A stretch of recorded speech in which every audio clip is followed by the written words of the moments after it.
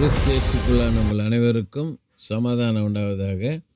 இன்றைய தியானத்திற்காக எடுத்துக்கொள்ளப்பட்ட வேத வசனம் ஆதியாகமம் 24:63. ஈசாக்கு சாயங்கால வேளையிலே தியானம் பண்ண வெளியிலே போயிருந்து தன் கண்களை ஏறெடுத்து பார்த்தபோது ஒட்டகங்கள் வர கண்டான். அல்லேலூயா. இங்கே தியானம் பண்ணுகிற அனுபவம் உள்ள ஒரு மனிதன் ஈசாக்கு. இந்த ஈசாக்கு தான் கர்த்தர் சொன்னபடி குடியிருந்து பஞ்சகாலத்தில் விதை விதைத்தான், 100 மடங்கு அறுவடை பண்ணினான். இந்த ஈசாக்கு தான் அப்பாவுக்கு கீழ்ப்படிந்து தன்னை சர்வாங்க தகன பலியிடும்படி ஒப்பு கொடுத்தவன் மோரியா மலையில். அநேக காரியங்களை குறித்து நாம் பேசிட்ட போல ஈசாக்கு என்றால் நகைப்பு. ஆகவே இந்த ஈசாக்குனுடைய வாழ்க்கையில் இருக்கிற ஒரு நல்ல குணாதிசயம் தியானம் பண்ணுகிற மனுஷனாக இருக்கிறான்.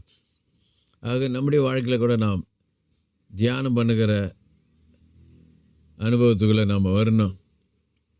அதான் சங்கீதக்காரன் சொல்கிறாரு, கர்த்தருடைய வேதத்தில் பிரியமாயிருந்து இரவும் பகலும் அவருடைய வேதத்தில் தியானமாக இருக்கிற மனுஷன் பாக்கியவான். அவன் நீர்க்காலின் வரமாய் நடப்பட்டு தன் காலத்தில் தன் கனி தந்து இலை உதிராதிருக்கிற மரத்தை போல் இருப்பான். அவன் செய்வதெல்லாம் வாய்க்கும். ஆகவே நாம் செய்வதெல்லாம் வாய்க்கணும்னு சொன்னால் ஒரே ஒரு ரகசியம், கர்த்தருடைய வேதத்தை நேசிக்கணும், வாசிக்கணும், தியானம் பண்ணணும். இங்கே தியானம் பண்ண உடனே என்ன நடந்தது பாருங்கள். ஈசாக்கு தியானம் பண்ண வேலையில் கண்களை ஏறெடுத்து பார்த்தபோது ஒட்டங்கள் வர கண்டான்.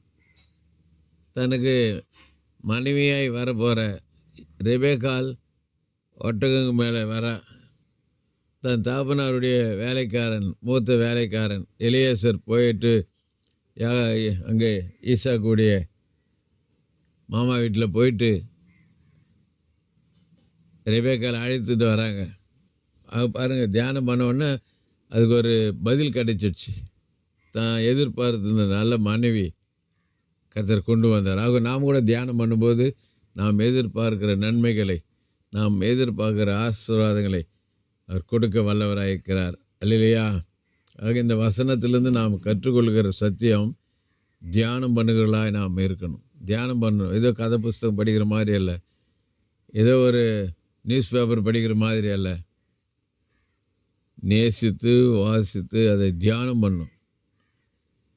அது நமக்கு ஆத்மாவுக்கும் விசுவாச வாழ்க்கைக்கு அது பிரயோஜனம் உள்ளதாக இருக்கும். ஆக ஒருவேளை இது வரைக்கும் நம்முடைய வாழ்க்கையில் தியானம் பண்ணுற அனுபவம் இல்லைன்னு சொன்னாக்கா, ஈசாக்கு மூலம் நான் கற்றுக்கொள்வோம், தியானம் பண்ணுவோம், நன்மையானதை பெற்றுக்கொள்வோம். கர்த்தர் நம்மை ஆசீர்வதிப்பாராக. செபிப்போம். நேசிக்கு நல்ல தகப்பனே, நாளில் கொடுத்த நல்ல வார்த்தைக்கு நன்றி. ஈசாக்கு தியானம் பண்ண வேலையில் ஏறெடுத்து பார்த்தபோது ஒட்டங்களை வர கண்டான்னு சொல்லி பார்க்குறோம். அவங்க நாங்களும் கூட ஆண்டவரே தியானம் பண்ணி வர வேண்டிய ஆசீர்வாதத்தை பெற்றுக்கொள்கிற மக்களாக இருக்கு. கிருபைத்தார் இயேசுவின் நாமத்தில் ஜெபிக்கிறோம் நல்ல பிதாவே, ஆமேன். நம்முடைய கர்த்தரும் இரட்சகருமாக இயேசு கிறிஸ்துவின் கிருபையிலும் அவரை அறிகிற அறிவிலும் வளருங்கள். அவருக்கு இப்பொழுதும் என்னென்றைக்கு மகிமை உண்டாவதாக. நம்முடைய கர்த்தராக இயேசு கிறிஸ்து கிருபை ஒரு அனைவரோடு கூட இருப்பதாக. ஆமேன், ஆமேன், ஆமேன்.